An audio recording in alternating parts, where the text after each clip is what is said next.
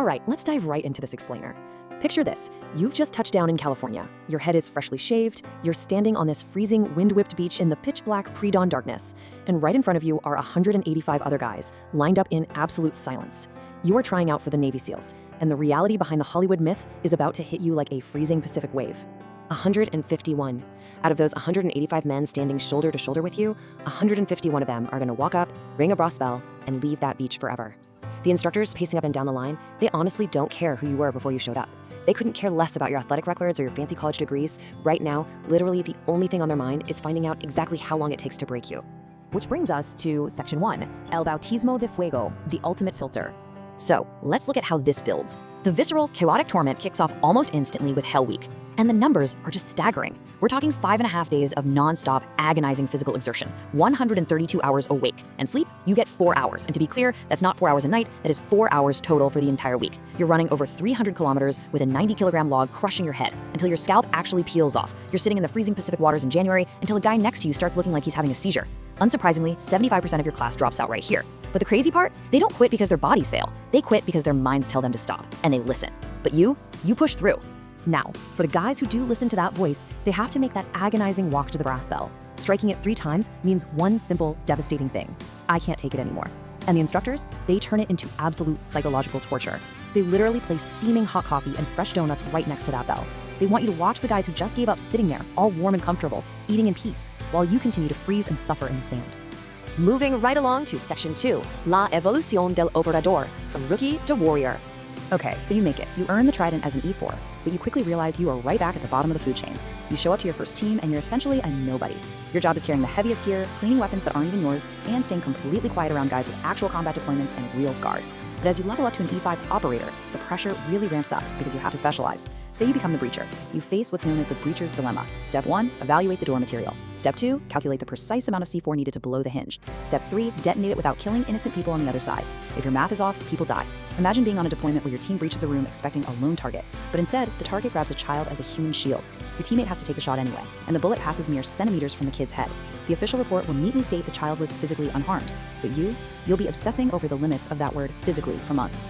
And this brilliantly illustrates the massive isolating gap between what the world thinks this job is and what it actually entails. The expectation is that you're this cinematic, unstoppable warrior who can clear a hostile room in 3 seconds flat. But the reality? The reality is you're sitting at a quiet civilian dinner with your partner, completely unable to relax. You are constantly scanning every single face and exit in the restaurant. And when she asks if you're okay, you say yes. Not because it's true, but because explaining the trauma requires a security clearance she simply doesn't have. And topping into emotions you're honestly not sure you even possess anymore. Then you hit that E6 senior operator level and your day-to-day world completely flips. For every 1 hour you spend in actual combat, you're now grinding through 1,000 hours of preparation, scheduling, and paperwork. You go from being just a shooter to a tactician and an administrator. And you learn the hard way exactly why this meticulous prep matters so much. Because you watch an eager 24-year-old teammate rush a blind corner during a raid without proper clearance, taking a fatal round straight to the chest. That is the deadly, unforgiving cost of rushing. And the hardest part? The mission doesn't stop for casualties. You have to step over it and keep clearing the building. This leads us into Section 3, El Precio en Casa, the hidden cost. You see, every single deployment chips away at your civilian self, replacing it with something strictly operational. It disconnects you completely from the regular world. 90%. Let that sink in. That is the estimated divorce rate within the SEAL community.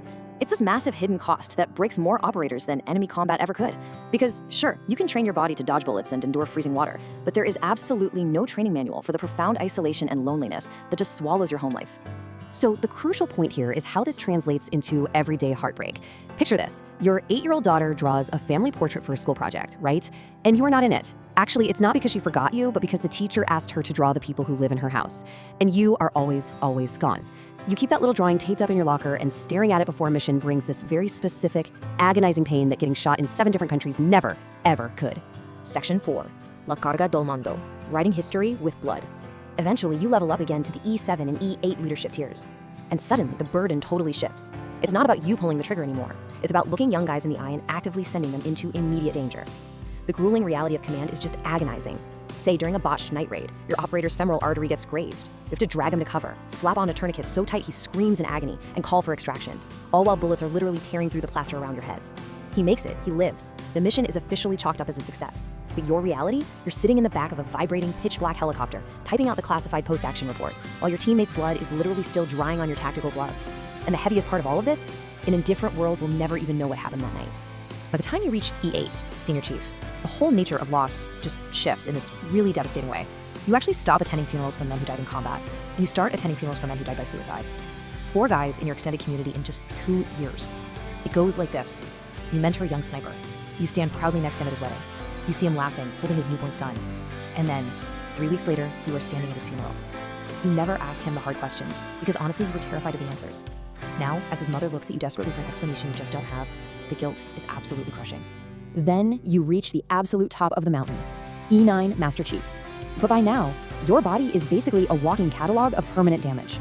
We're talking 2 total knee replacements, fused vertebra in your lower back, constant screaming tinnitus so loud you've genuinely forgotten what silence even sounds like, and a shoulder completely rebuilt with titanium hardware after a fast rope insertion went horribly wrong. At this stage, your day-to-day survival often depends entirely on having an incredibly understanding spouse, someone who doesn't even ask questions when the night terrors hit, but just quietly gets up, makes a pot of coffee, and sits with you in the dark until your breathing finally calms down. Which brings us to our final chapter, Section 5, El Ciclo Interminable, Retirement and Ghosts. After 28 grueling years of service, you'd think there'd be some massive parade, right? Well, actually, it quietly concludes in a small, windowless briefing room with about 50 guys who have walked through the exact same doors you have. Your commander reads your final resume, 11 deployments, 9 combat tours, a silver star, and then it's just over. Your entire life's work is neatly reduced to a few medals and patches arranged behind a pane of glass. But here is the deep irony of it all.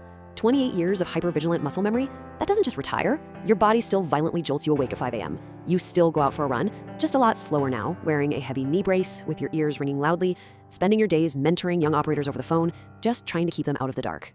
And that really brings this entire explainer full circle. Because right now, literally right at this moment, somewhere on a beach in Coronado, 180 brand new candidates are shivering in the pre-dawn darkness. They are staring at that exact same brass bell.